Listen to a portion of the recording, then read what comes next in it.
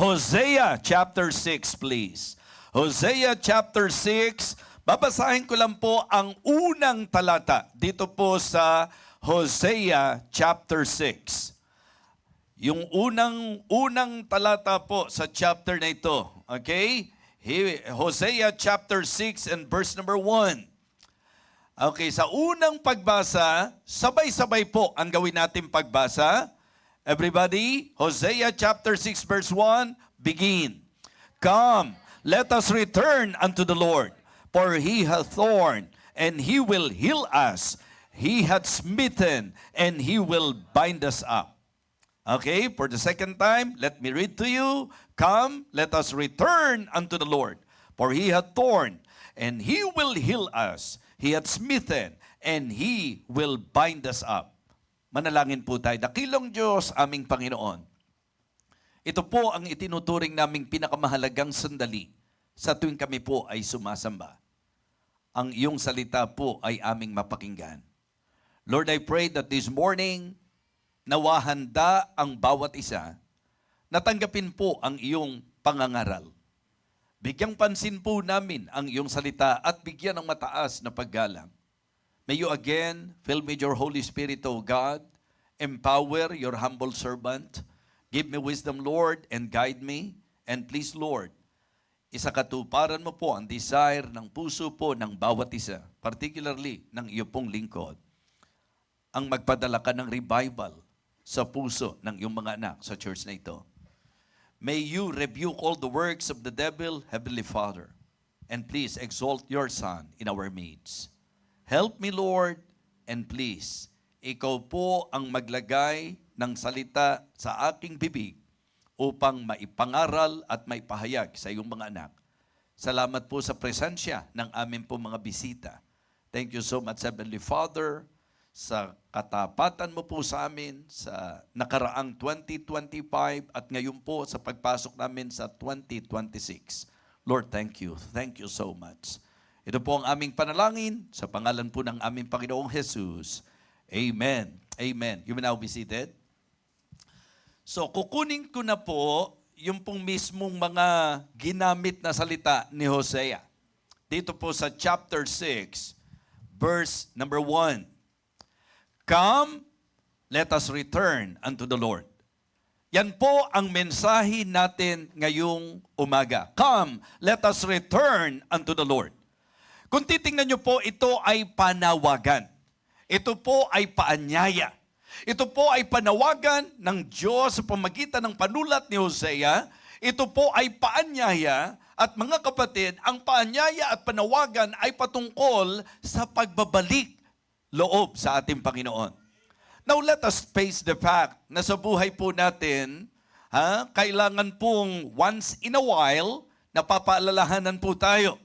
Because sometimes we are not aware o hindi na natin nanonotice na sa paglipas ng panahon sa Christian life, para bang, alam niyo po, nagiging very routine na lang, common, parang shallow na lang ang takbo at ang ating pag-iral bilang Kristiyano. So, it is good to be reminded this morning about this very important thing that as you listen to the message, if the Lord will reveal to you yung iyo pong kalagayang espiritual, tayo po'y maging matotoo, matapat, at mababa sa harapan ng ating Panginoon. Amen? Come, let us return unto the Lord. It is always good to somehow understand the background of the text. Ibig sabihin, magandang maintindihan po natin. Ito po mga kapatid, sa panulat na ito ni Hosea, binigyang pansin po ang kalagayan ng bayan ng Panginoon patungkol sa kanilang mga karanasan. So it is good to somehow understand the situation of the people of God in the time of Hosea. Ano po ba ang katayuan nila nung panahon na yon? And then, it is good na habang pinag-uusapan natin ito, medyo gagamitin natin yung ating imagination na nakapokus sa pinag-aaralan natin at hindi po yung imagination na kung ano-ano ang iniisip natin. So let us use our imagination as we listen to this message sapagkat again, ito po'y panawagan sa idea po na sila'y nalayo, sila po'y nalihi, sila po'y nawala, sila po'y nakalimot o sa kung anumang paglalarawan po pwede nating ipakita sa nagiging katayuan ng maraming mga Kristiyano po sa usapan ng ating buhay pananampalataya.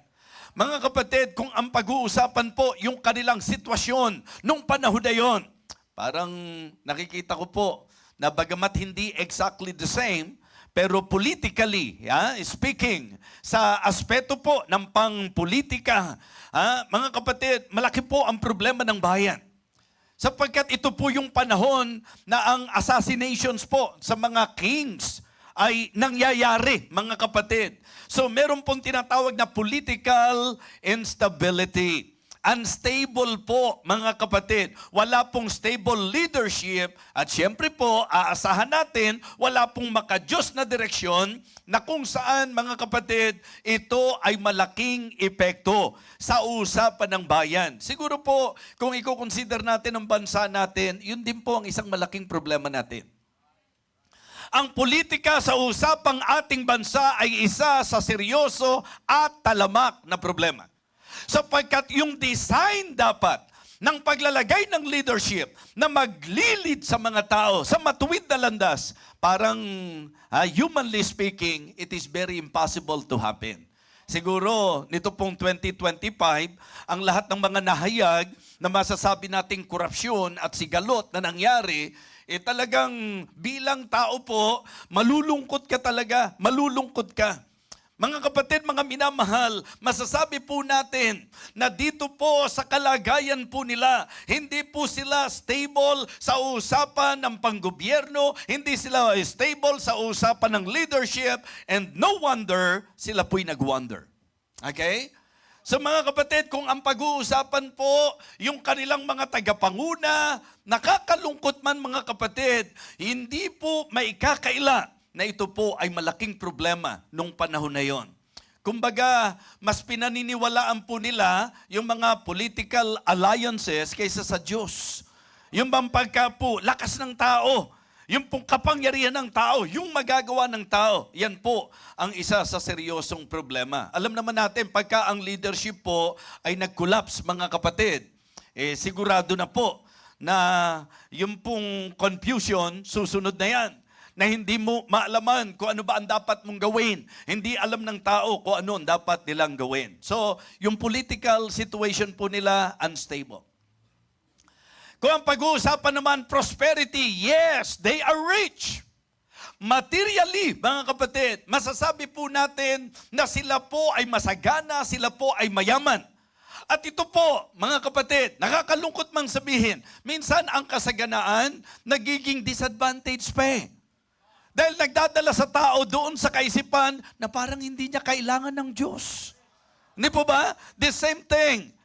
Sa maraming countries na napuntahan ko po at na-observe ko po, mga kapatid, na kapag ka po ang country, mayamang bansa, parang ang hirap ng pagpasok ng ebanghelyo, ang hirap ng pagbibigay pagpapahalaga at pagbibigay pansin ng tao sa ebanghelyo. Why? Kasi ang thinking nila, because of their wealth, because of their prosperity, sa kasaganaan nila, mga kapatid, di nila kailangan ng Diyos.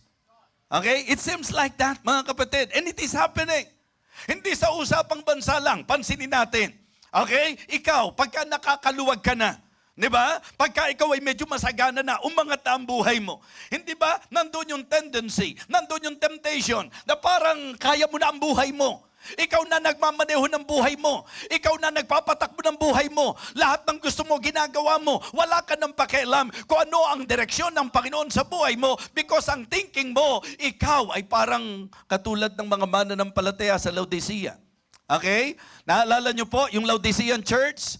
Yung sinabihan ng Panginoon, yung nirebuke ng Panginoon, okay? Ang thinking mo, wala ka ng kailangan. Yan ang iniisip mo, that you have need of nothing. Why? Because you are thinking that because you are rich, kaya mo ang lahat ng bagay. Mag-ingat po tayo, mga kapatid. Diba? In fact, sinasabi ko nga, maganda, alam natin kung saan tayo dinampot ng Panginoon.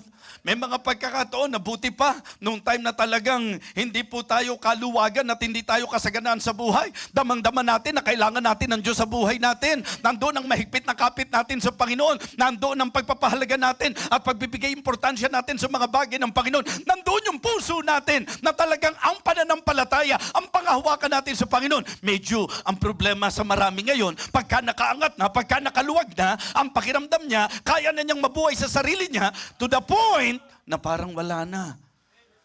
Meron nga po, hindi na nakukonsensya, mga kapatid. Kahit alam na hindi nasusunod ang Diyos sa kanyang buhay, kahit alam na hindi nagagawa ang kalooban ng Panginoon, mga kapatid, yan po ang nakalulungkot na kalagayan nung panahon po ni Hosea. And I'm telling you this morning, the same thing na nakalulungkot na maobserbahan po natin ngayon, even sa mga individual, na kapag pinag-usapan natin kung paano inangat ng Diyos ang buhay, dapat sana lalong naging mahigpit ang yakap sa Diyos, dapat sana lalong na-appreciate ang Diyos. Dapat sana lalong kinilala ang Diyos, lalong pinahalagan ng Diyos. Ngayon po mga kapatid, ang dali-daling pagpasyahan na isa-isang tabi ang Diyos. Mga kapatid, prosperity. Pero wala na pong mataas na pagkilala sa Diyos. Problema po ng tinatawag nating self-reliance. Yung talagang ang tiwala mo na sa sarili mo. Kasi maganda trabaho mo o kayang negosyo mo Marami kayong pera, marami kayong impok sa bangko. Ang ganda po ng inyo pong financial na kalagayan. Bakit kailangan pang bigyang pansin ng Diyos? Sometimes, diyan po tayo naiisahan ng dyablo. So kaya mga kapatid, pakinggan niyo po ang panawagan ng Panginoon ngayong umagang ito. Amen? Ang iniisip ng iba, I am rich. Wala na akong kailangan.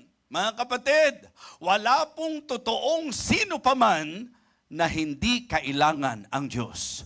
We all need God in our lives. Amen? Sa kalagayang nahihirapan ka, sa kalagayang mahirap ang buhay mo, sa kalagayang nasa karukan ka, nasa kagipitan ka, you need God. Mga kapatid, please, let me tell you this. Kung ikaw ay nananagana na ngayon, I want to remind you, you still need God. Kailangan mo siya. Alam niyo kung bakit? Kapag ang tao masagana na, mga kapatid, marami nang po pwedeng maging hatak sa buhay niya. Lalong kailangan mo ang Diyos para maingatan ka. Lalong kailangan mo ang Diyos na gagabay sa iyo. Mga kapatid, prosperity can become dangerous when it replaces dependence on God. Kapag po ang pinag-usapan sa kasaganaan, nagiging delikado yan kapag diyan ka na nagtitiwala. Kapag diyan ka na nakasandal. Tama po ba mga kapatid? So sa usapan ng political, may problema. Sa usapan ng prosperity, may problema mga kapatid. At dito po, maganda rin makita nyo, sa usapan ng practices, may problema. Diba? Sa usapan ng kanilang mga ginagawa.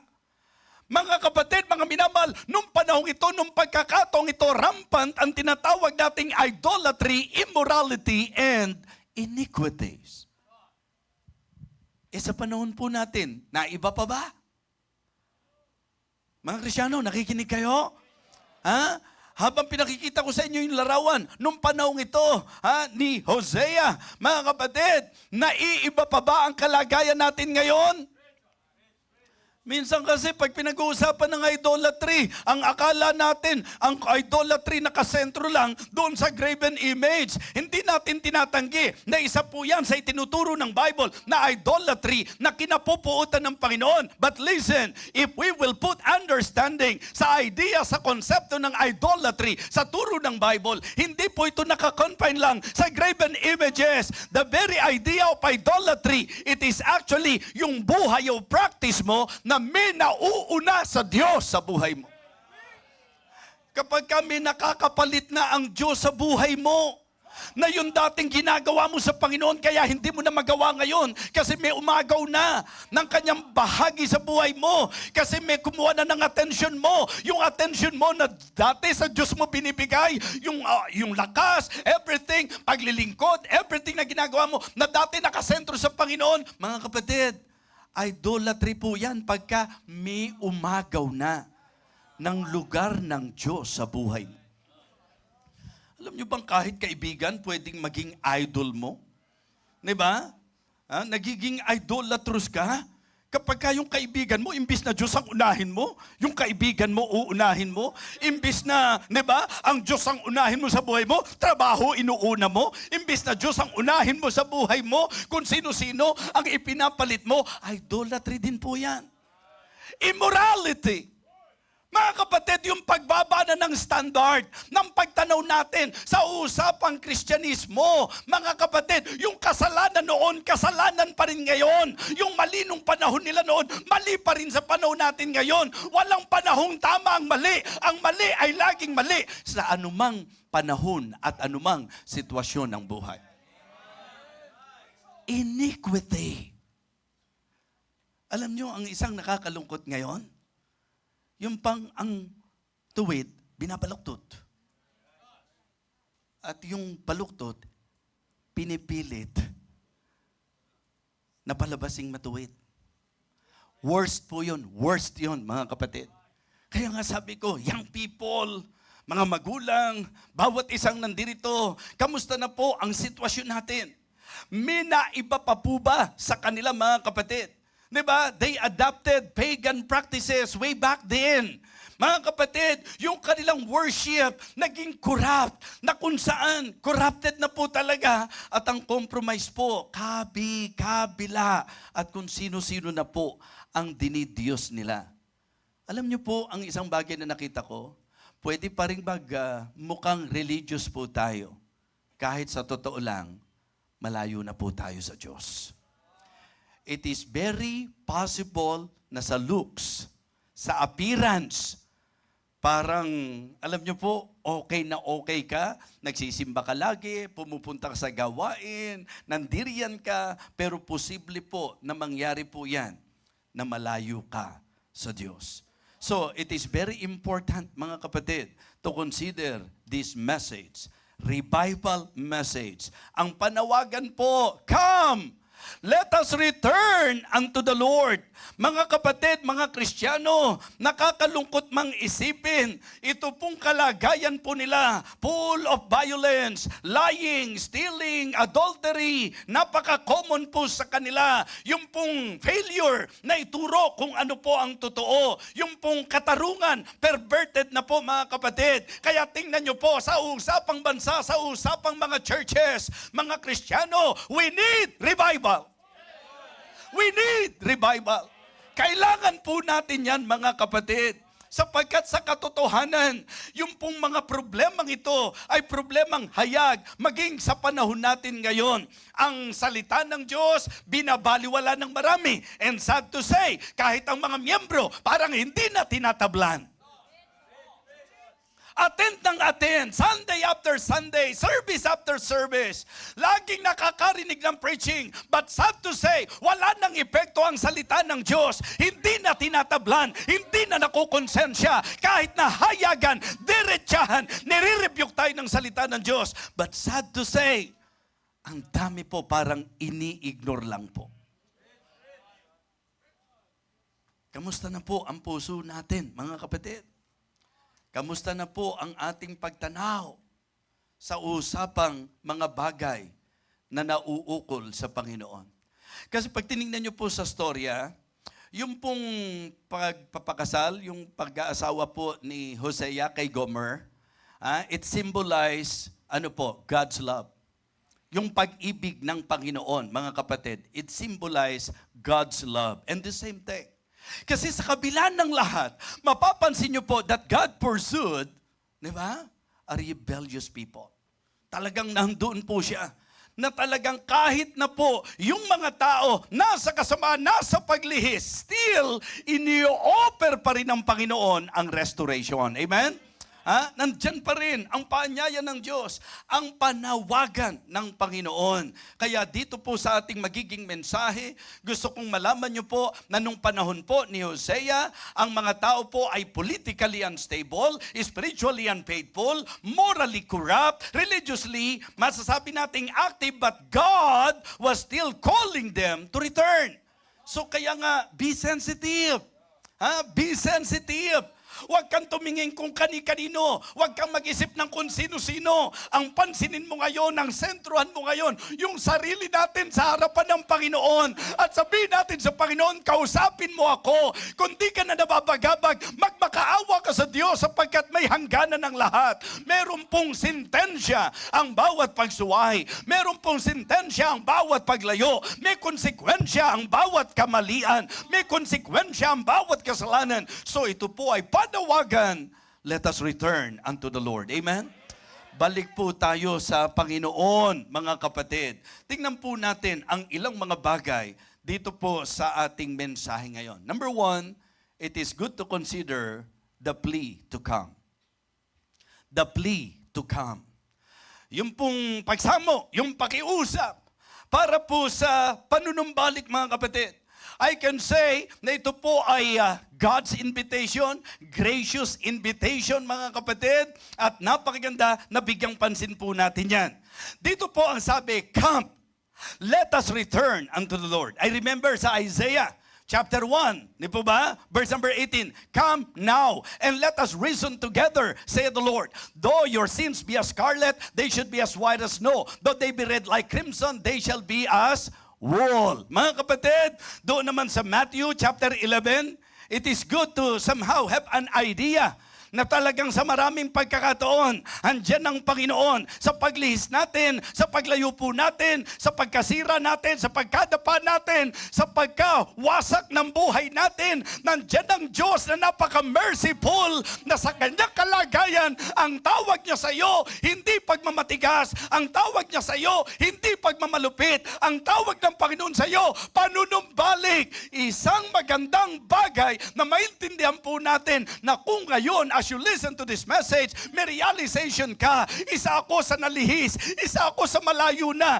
hindi ko maikakaila na medyo naiba na ang takbo ng aking Christian life, na medyo ako ay nadapa na, at maaaring sabihin po natin na magulo na ang buhay mo.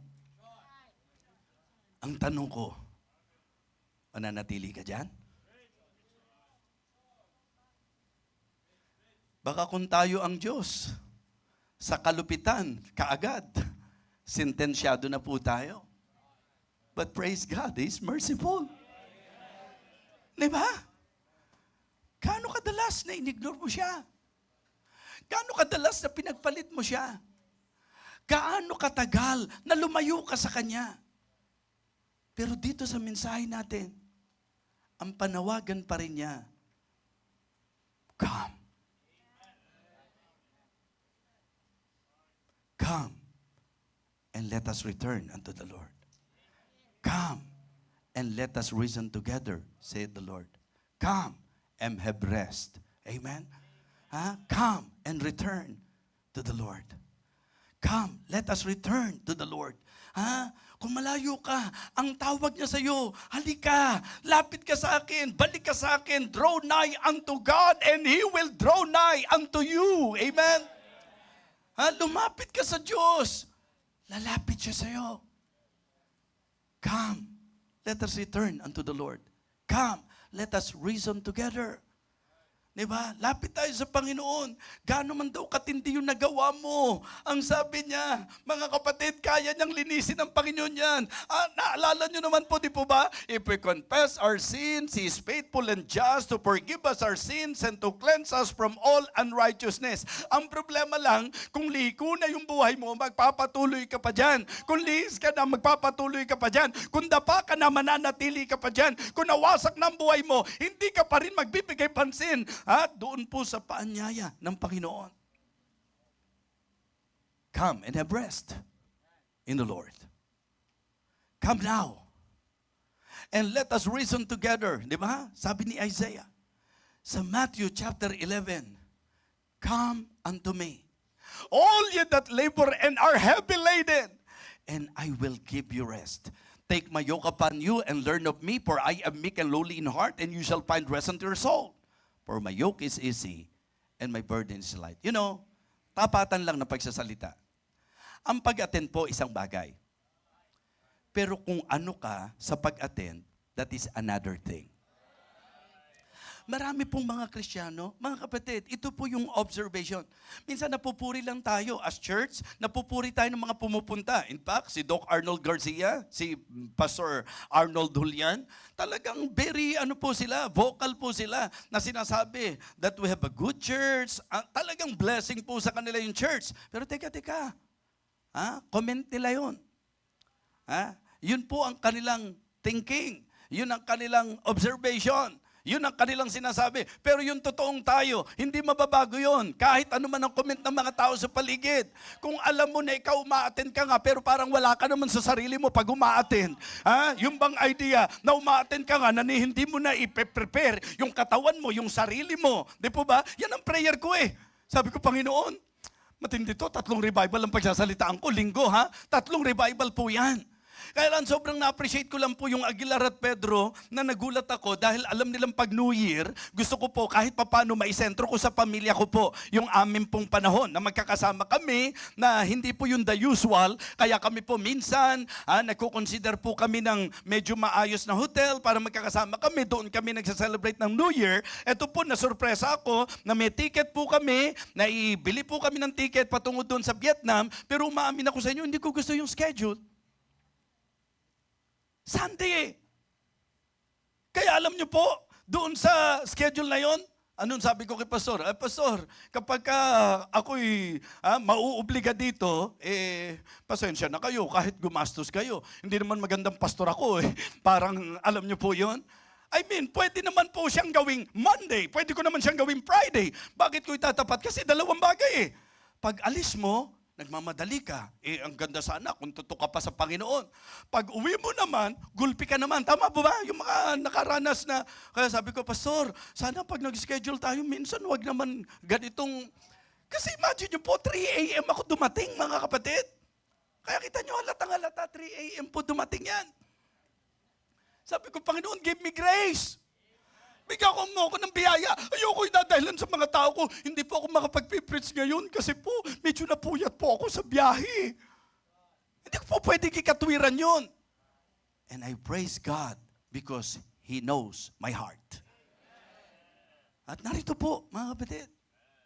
Diba? So ito po paalala rin. Paalala rin sa bawat isa sa atin. Diba? Kasi kung titingnan nyo po, hindi ba marapat lang nagtapos ang taon na sobra-sobra dapat ang pasasalamat natin sa Panginoon? Hindi ba ngayon magsisimula na naman? 2026 na, hindi ba marapat? Kaya nga sabi ko kay Mama Riz nyo, kasi sobra talaga yung kanyang problema sa throat, sa sipon, tapos may lagnat-lagnat pa siya. Medyo awang-awa ko na pwedeng ipasa sa akin. Ako na lang po, gusto ko sana dahil nahihirapan ako sa kanya kanina. Pero sabi niya unang linggo, ayoko namang unang linggo pa lang. Siguro naniniwala siya sa kasabihan na pagka unang linggo wala siya, baka buong taon wala siya rito. Mga kapatid, alam niyo po, isang bagay na nakita ko, ang kagandahan sa Diyos, alam niyo, pagkatao, huhusgahan ka kaagad. Tama? Judgment kaagad yan. Kapag tao po, pag nagkamali ka, durog ka. Pag nagkamali ka, kawawa ka. Kapag nagkamali ka, aatakihin ka, aakusahan ka, susumbatan ka. Pero tingnan niyo po ang Diyos natin, napaka-merciful. Ilang beses na akong pumalpak, ilang beses na akong lumihis, ilang beses ko na siyang nasuway, ilang beses ko na siyang nakalimutan, ilang beses ako nadapa. Pero siya, napaka-merciful niya. Hindi judgment, hindi atake, panawagan, halika, lumapit ka, balik ka. Amen? Yan ang kagandahan sa Diyos natin, mga kapatid. Opo, importante na mabigyang pansin po natin ito. Now, don't get me wrong. Ang Diyos natin, merciful, pero hindi siya konsentidor. Medyo makita natin yung difference nitong dalawang ito. Pagka ikaw may ginawa at nagsuffer ka sa consequence, huwag mong palalabasin kasi ang Diyos malupit. No! Prinsipyo yan. Reality sa buhay yan. Kung ano hasik, yun ang ani. Ang maganda lang sa Panginoon, kahit ano pa ang sabihin mo, ang kanyang operation at dealing sa atin, kasi wala naman sigurong kwenta yung magulang mo na kahit puro mali na yung pinagagagawa mo, okay lang sa kanya. Sa palagay niyo po, sa palagay niyo po. Diba? Kayo po ba ang i-consider nyong loving parents? Yung kahit na ikapapahamak mo, kahit na ikasasama mo, kahit na lihis ang buhay mo, okay lang sa kanya? Tapos sasabihin mo, alam mo, ibang klase ang parent ko, the best siya. Kasi kahit sa kalukuhan, okay lang siya. Walang matinong magulang na gano'n. Diba? Mga anak, makinig kayo. Pag pinagagalitan kayo ng magulang nyo, dahil mali yung ginawa nyo, huwag niyong palalabasing masama yung magulang nyo. Pasalamat kayo sa magulang nyo na pag mali kayo, tinutuwid kayo.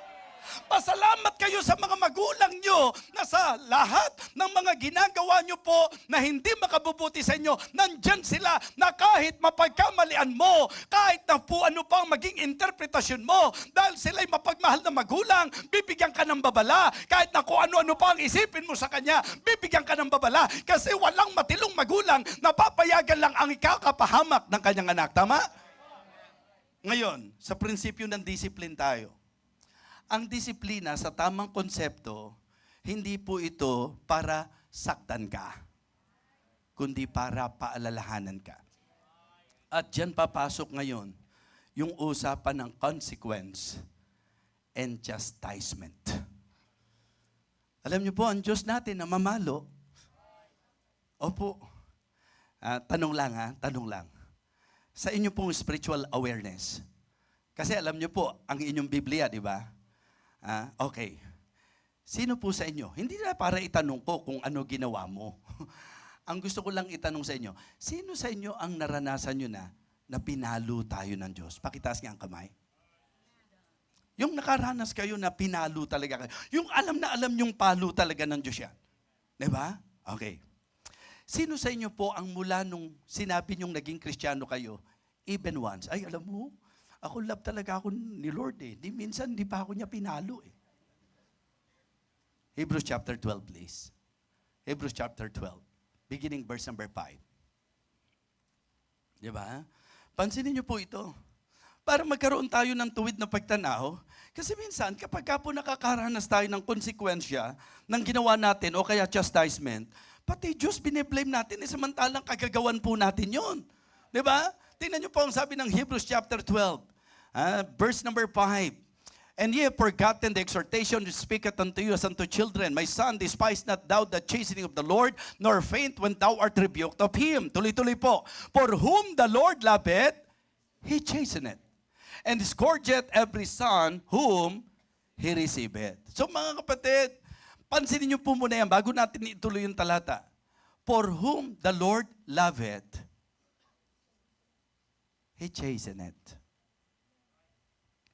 Ginagamit ko po yung salitang disiplina. Kasi yung discipline po is not abandonment.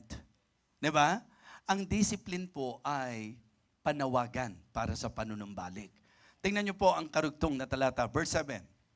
If ye endure chastening, God dealeth with you as with sons. For what son is he whom the Father chasteneth not? Verse number 8. Okay? But if ye be without chastisement, whereof all are partakers, then ye are bastards and not sons. So tatanungin ko uli kayo ngayon. Sino sa inyo mula nung sinabi niyong na-save kayo, mula nung Christian kayo, hindi kayo nakakaranas ng palo? Wala na ngayon. Kasi alam niyong hindi maganda kalagayan. Di ba? Pero gusto ko malaman niyo po, sa puntos natin, yung palo ng Diyos, ito po yung pain that corrects. Diba? The pain that corrects. Una, the plea to come. Ikalawa, the pain that corrects. Ibig sabihin mga kapatid, yung pong karanasan sa resulta ng ginawa natin, pinapayagan ng Panginoon yan for us to realize na dapat ituwid natin ang mali. Kaya walang totoong revival kapag ka ang liko hindi itutuwid. Pag ang mali hindi tatama. Pag ang kasalanan hindi pagsisisihan, walang totoong revival pag hindi nangyari yan. Mga kapatid, importante po na maintindihan natin na ang disiplina ng Diyos, ito po ay meron pong makadiyos na purpose para wag kang manatili sa mali, para ikaw ay mas fair sapagkat mas mainam na pinalo ka ng Panginoon para matauhan po tayo. Opo. Kaya naalala ko nga nun eh. Di ba may mga bata, mautak ito, maglalagay po yan ng sa puwet dahil pinapalo po siya. Hindi naman masakit, hindi naman masakit. Ang hindi niya alam, ang isang bata na hindi na disiplina, magmamanifest po yan. Di ba? At magdadala sa kapahamakan yan. Kaya nga ang sabi po ni Francisco Balagtas ba yun? Ang laki sa layaw, karaniway hubad, sa bait at munit, sa hatol ay salat. Masaklap na bunga ng maling paglingap, habag ng magulang sa irog niyang anak. Kaya kita niyo naman Tama ba yun? Tama ba yung kay... Di ba? Yun ang sabi ni Balagtas. Si Mike Hanupol ang sabi niya, ang laki sa layaw, Jeprox, tut, di ba? So, yun, magkaiba. Si Mike Hanupol ba yun? O, yung mga umabot kay Mike Hanupol, yung mga paikot-ikot dyan. Mga kapatid, mga minamahal, seriously speaking, I need chastisement. I need correction. Kasi tinatama lang tayo ng Diyos kapag pinapalo niya tayo. Kaya po, mga kapatid, oo, alam natin na ang Diyos po very patient. Alam natin yan. Pero kahit ano po ang sabihin nyo, may hangganan ng lahat. Huwag naman nating hamunin ng Diyos na dahil hindi tayo nakakaranas pa ng palo, baka naman binibigyan ka lang niya ng pagkakataon na kung po pwede namang hindi ka na masaktan, maisip mo na. Huwag mo nang hintayin yung konsekwensya bago matauhan. Mas maganda pag alam mong mali at ipinakitang mali, madaan ka na doon sa sinabi sa iyo yung mali. Di ba kahit sa magulang? Sinasabi ng magulang, ang pinag-aawayan dyan, pangaral at palo. Kung pwede naman pong makuha sa pangaral, bakit ba hindi? Ang kadalasang problema lang po, talagang ang magulang po, masasabi na natin na pagod na, hirap na, kapapangaral, pero parang wala. Sino sa inyo ang merong ganong ka-talented na anak at saka ka-gifted na anak? Yung kahit anong saway mo, parang hindi tumatalab. Ang tawag natin sa anak natin, ang tigas-tigas ng ulo mo! Di ba? Yan ang tawag natin sa anak natin eh. Paano natin i-apply ngayon sa mga Kristiyano? Na kahit ilang preaching na, ang tigas-tigas pa rin ng ulo. Noong year 2025, ilang beses kaya nating narinig yung wag pabayaan ng pagtitipon? Sa nakalipas na taon, ilang beses natin kaya narinig ang message about giving? Ilang beses natin kaya narinig ang patungkol sa soul winning? Ilang gaano karami kayang beses na narinig natin ang mga pangangaral tungkol sa service? Ano ang tawag natin pagka hindi natutubo? Mga kapatid, tatandaan niyo po ito. Kapag tayo lihis, tama lang sa magulang na paluin tayo. Ituwid tayo. Alam niyo po, yung kirot ng disiplina, yung sakit ng disiplina, nagtutuwid po yan. Amen? Kaya kapag inisip niyo po, importante, ang sabi po, for whom the Lord loveth, He chasteneth. So the first point is about the plea to come. The second point is about the pain that corrects. And then thirdly, the power that cures. The power that cures. So kung mapapansin po natin, yung bang idea nung kapangyarihan ng Panginoon, naalala ko po na sa Jeremiah, naalala niyo po yung pinaalala ng Panginoon. Sabi niya, Jeremiah, halika, pumasok ka rito. Jeremiah 18, kung di pa ako nagkakamali. And then pumasok siya doon sa potter's house. Diba? Doon sa potter's house. And then nakita niya, actual, na gumagawa ng palyok ang magpapalayok. At habang ginagawa niya ito, naglamat. Naglamat. Okay? At ano po ang ipinakita doon sa storya?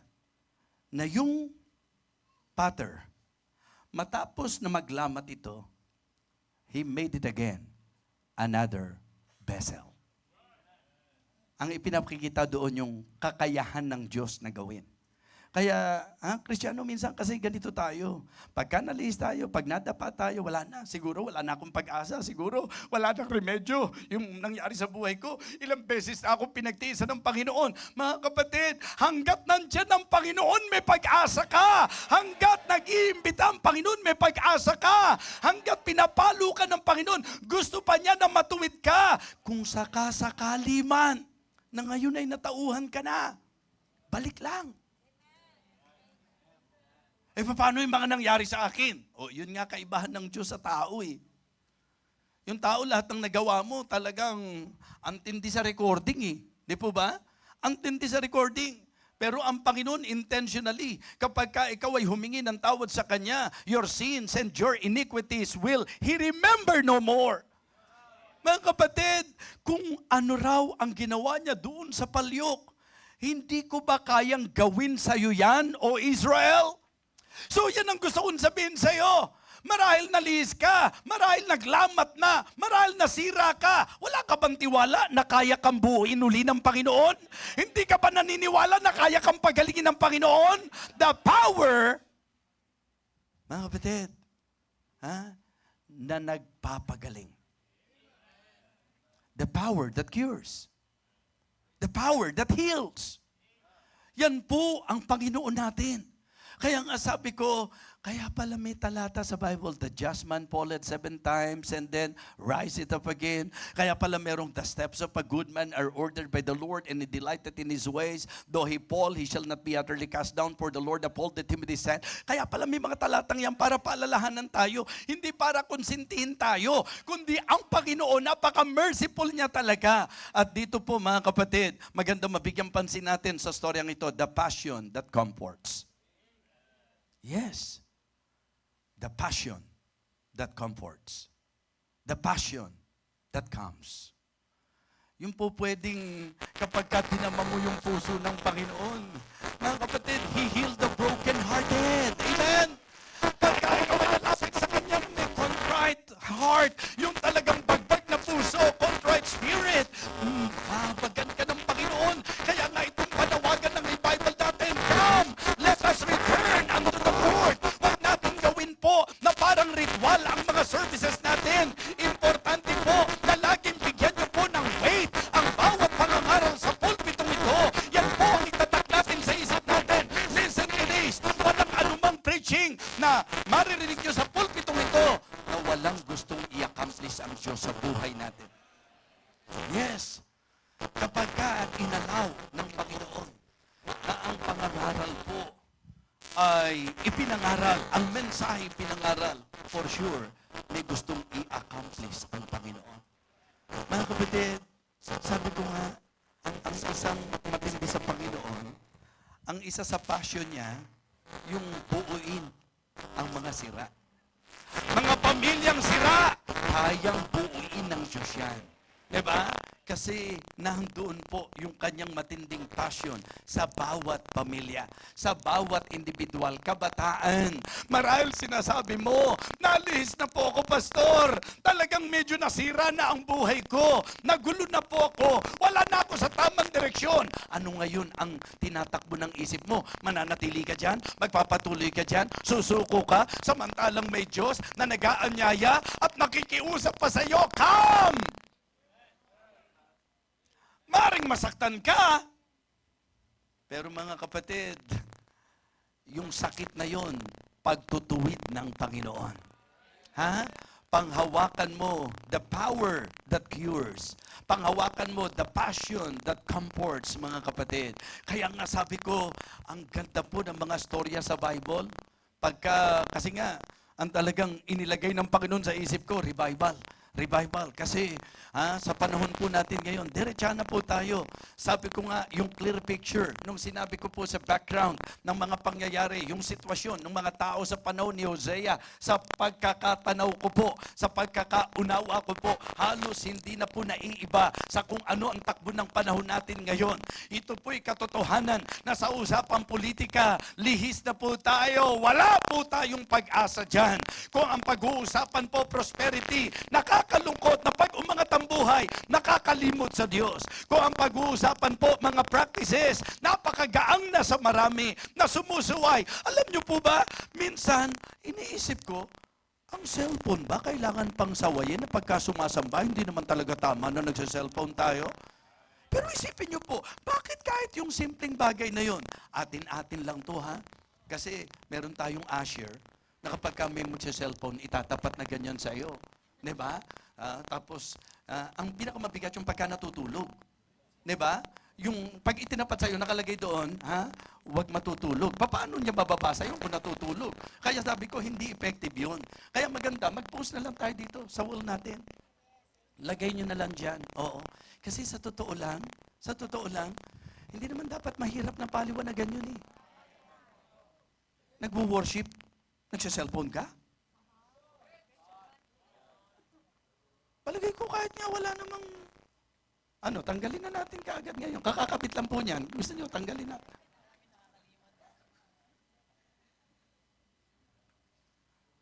Sabi ko, bakit yung mga ganong Kristiyano parang ilang oras lang tayo nag-worship? Talaga bang, ang mabigat pa, pag nakikita mong talagang habang nag-worship, nanginginig talaga, nanginginig.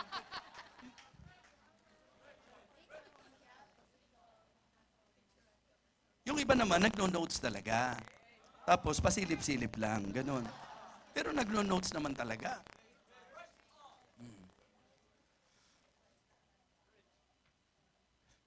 Naintindihan ko po yung mga pasimula, yung paalala. Di ba? Meron pong piniplay dito bago po magsimula yung service na bawal. Pati nga yung vape at saka bawal daw po eh. Oo, bakit? Siguro may nakita silang mga sumisimple. Baka mga sa CR, may mga nakikita. Mga batid, kaya naman kapag ka-church, kailangan papaalala pa sa atin na hindi dapat ginagawa yan. Kaya, aminin na natin, kailangan natin ng revival. Abo, balik na. Para wala na tayong ipopost na ganyan, mga kapatid. Diba? Yung bang dapat, alam natin kung anong tama, alam natin kung anong mali. Yung mali, lagi sa service, mali yan. Opo. Kung taga Malate ka, okay lang kasi Malate, M-A-L-A-T-E, Malate, malate. Yun, okay lang po yan. Mga kapatid, hindi po kayo magbe-benepisyo kung magne-negative kayo sa akin. Hindi naman maganda na taga-pangaral ako, hindi ko naman sasabihin ito, di po ba? Young people, gaano ba kahalaga yung mga ka-chatmate mo na hindi mo mabigyang pansin na makinig muna sa mensahe ng Panginoon? Kung matamis yung mensahe na yan, mas matamis pa ba yan sa salita ng Diyos? Kung mahalaga yung message na yan, mas mahalaga pa ba yan kaysa salita ng Diyos? Gusto nyo bang gumaya pa tayo sa church ng pagkapapasok, kukolektahin muna yung mga cellphones? Ano tayo, nasa school? Nasa church po tayo, mga kapatid. Di ba? Ang pinapayagang kwentuhan dito habang nagsiservice, yung pinagkukwentuhan, yung mismong moment na nangyayari. Di ba? Ibig sabihin, may interaction tayo sa kung ano po yung, di ba? Pero kung halimbawa, nagsiservice, magkukwentuhan kami, grabe yung inakyat natin, ang taas nung, hindi. Mga kapatid, mga minamahal, I hope and I pray na siseryosohin natin itong mensaheng ito.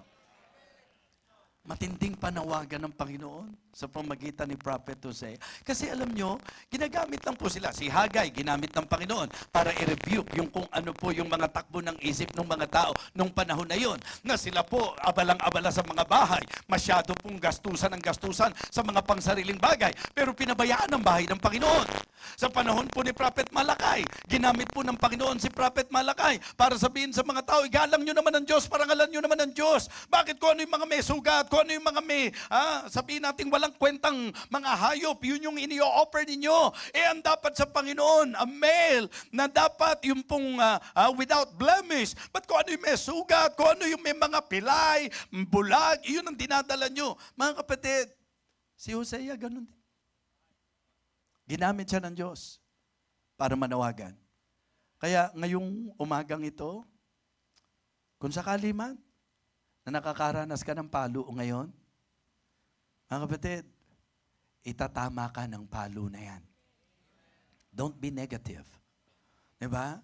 Huwag po tayong magnegatibo. Ngayon, sandaling ito, ang ating pong pagsisimula ng taon 2026, pinagpasyahan po natin na revival po ang ating mensaheng mapakinggan. At ngayon po, nakita natin, okay, the plea to come, the pain that corrects, the power that cures, and the passion that comforts and calms. Yan po ang panawagan ng Diyos. Tumayo po tayong lahat, silently, you pray. Kung sakali man na medyo nahagip ka ng mensahe, huwag nyo naman po akong pag-isipan. Kailangan kong ipangaral ang salita ng Diyos. If the Word of God is very clear to you this morning, huwag po kayong basta lumapit. Pag-isipan nating mabuti ito. Tutuloy ba tayo sa 2026?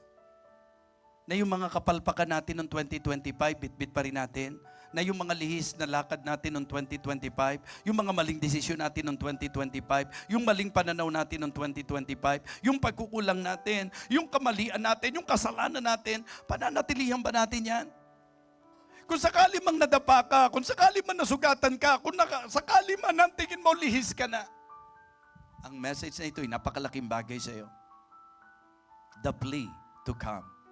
Ang pagsamo at ang pakiusap ng Diyos sa iyo, halika, lumapit ka. Nasaktan po ako because of the consequence, because of the chastisement. Pero itutuwid ka niyan. Itatama ka niyan. Tanging kapangyarihan ng Diyos ang magpapagaling sa iyo. Tanging kapangyarihan ng Diyos ang magbabangon sa iyo. Ito ang pinakamagandang gawin po natin ngayong sandaling ito. Marahil po, apektado na po tayo sa kung anong takbo ng panahong ito. Hindi na tayo nababagabag sa kasalanan. Hindi na po tayo nababagabag sa kalikuan. Hindi na po natin kinababagabag ang pagkukulang natin sa Diyos. That is a very serious problem. Huwag kang magmalaki sa Diyos. Wala kang ipagmamalaki sa Kanya. You are nothing without Him. If not of Him, we are completely nothing. We should thank God. Lord, thank you. Niligtas mo ako. Thank you. Inangat mo buhay namin. Thank you. Na ikaw ang talagang nagpala sa amin. And because of that, gusto kong ikaw ang maging sentro ng buhay ko. Meron pong mga bagay na dapat akong ituwid sa iyong harapan. Meron pong bagay na dapat ihingi ko ng tawad sa iyo. Gusto ko pong magpakababa at ngayon, lumapit sa iyo, Panginoon. Lingapin mo po ako. Ang paanyaya, come. Let us return unto the Lord. Sige po. The altar is open for you to come.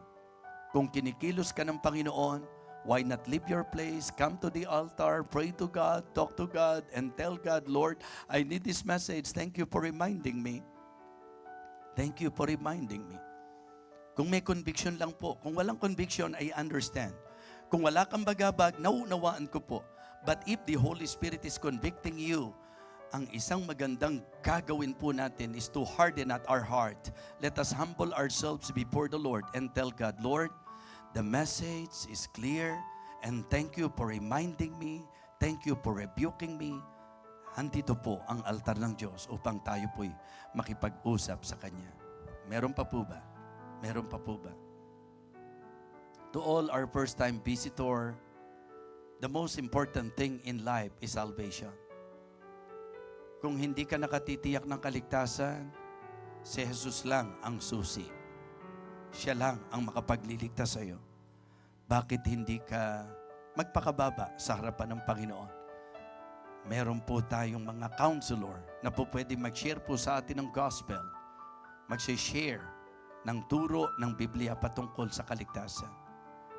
If you want to receive Christ by faith as your Savior, ito po ang magandang pagkakataon. Sige po, let us pray. Our gracious, loving God, our Father in heaven, thank you so much for your word. Thank you for talking to us this morning. Thank you for allowing us to be here to listen to thy word. Lord, please, patawarin mo po kami sa aming mga kasalanan. Patawarin mo po kami sa aming mga pagkukulang. Huwag mo pong masumpungan ang pagmamataas sa aming mga buhay, dakilang Diyos, kundi ang pagkilala. Pagkilala na ikaw ang dahilan kung bakit kami ligtas ngayon. Ikaw ang dahilan kung bakit kami po ay napagpapala. Ikaw ang dahilan kung bakit kami dakilang Diyos ay nakatawid sa 2025. Panginoon, nandito po kami specifically sa amin pong lapit sa iyo. Kami po'y nalihis. Kami po'y meron pong mga bagay na nagawang hindi kalugod-lugod sa iyo. Nandito po kami to make things right before you, Heavenly Father. We need your power. Lord, thank you for your passion. Thank you for your love. And this time, Lord, ibangon mo po kami.